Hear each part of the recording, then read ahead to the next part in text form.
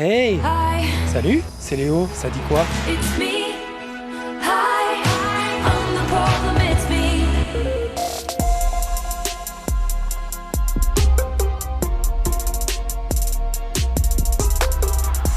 Is it okay if I sing? C'était déjà l'artiste la plus écoutée de l'année sur les plateformes de streaming, des millions de fans à travers le monde, une tournée monstre, 5 albums dans le top 10 du magazine américain Billboard et désormais la reconnaissance d'un autre magazine plus habitué celui-là à distinguer des chefs d'État ou des hommes d'affaires. Taylor Swift est la personnalité de l'année 2023 du Time Magazine. Plus forte que Poutine, que le dirigeant chinois Xi Jinping ou encore que le roi d'Angleterre Charles III, Taylor Swift a trouvé le moyen de transcender les frontières et d'être une source de lumière, selon le rédacteur en chef du Time. Et c'est aussi ce que m'explique mon collègue de France Info, Bertrand Dical. Elle est effectivement dans un temps troublé, dans un temps difficile pour le monde entier. Et il y a quelque chose avec Taylor Swift, d'un point de vue musical, d'un point de vue social, d'un point de vue politique, culturel, peu importe. Elle n'apporte pas quelque chose de nouveau, disruptif à la société. Au contraire, elle console la société. Elle cajole la société. It's me. Hi, I'm the problem, it's me. Écoute, je sais pas toi, mais moi je prends. Hein. C'est vrai qu'on a bien besoin d'être consolé en ce moment. Directly at the sun, but never in the mirror. It must be exhausting, always rooting for the anti-hero.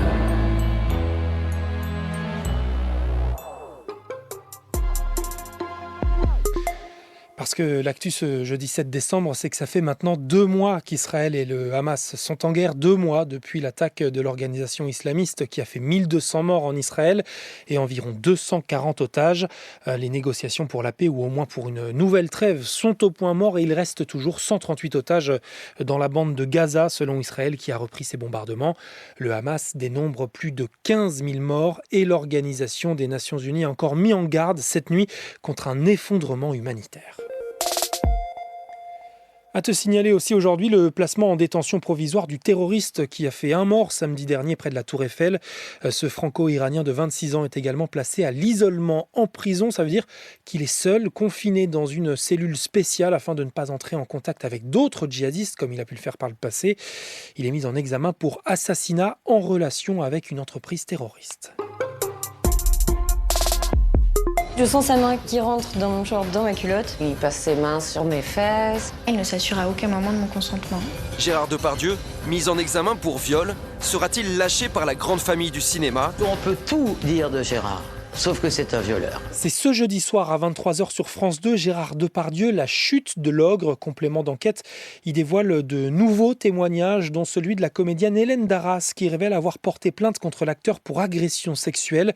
Des faits qui se seraient produits en 2007 sur le tournage du film Disco.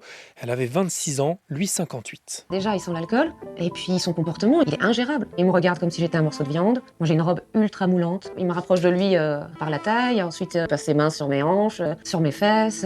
Il me dit que tu veux monter dans ma loge. Je lui dis non, mais ça change rien en fait, qu'entre les prises, il va continuer à me plotter. Je suis pétrifiée en fait. Il faut imaginer qu'il y a 50 personnes devant moi, il est le roi sur le plateau. Moi, je suis figurante et j'ai même pas encore fini mon école de théâtre et j'ai envie d'être comédienne. J'ai pas envie d'être blacklistée à 26 ans. Elle n'a donc porté plainte qu'il y a 3 mois, 16 ans après les faits qu'elle dénonce, alors que le délai de prescription des agressions sexuelles est de 6 ans.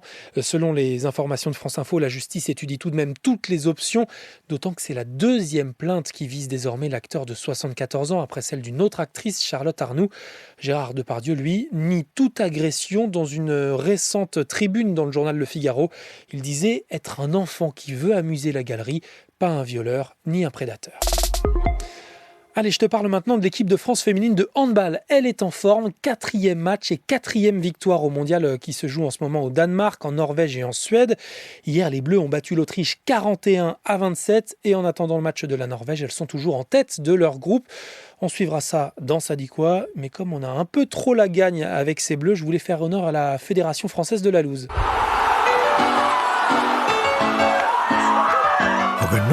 Avec la sortie aujourd'hui dans les cinémas argentins de Muchachos, la película de la gente, quasiment un an après la victoire de Messi et de ses coéquipiers contre les Bleus en finale de la Coupe du Monde.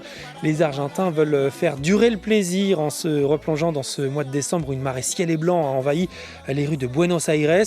Côté français, un petit souvenir? Ils ont l'air de dire que c'est Messi l'homme du match. Franchement, l'homme du match, c'est Mbappé. Voilà, donc on est un peu triste, mais bon, on va s'en remettre. Ouais, j'oublie pas qu'il y a un Euro cet été, hein. Dès le 14 juin. C'était Léo de France Info. Allez, ciao. On va aller pour gagner. Est-ce qu'on va gagner? C'est à nous de le faire maintenant. Tant que je vais porter ce maillot, vous ne m'entendrez jamais dire que je vais pour autre chose que gagner. Participer, c'est pas mon truc à moi.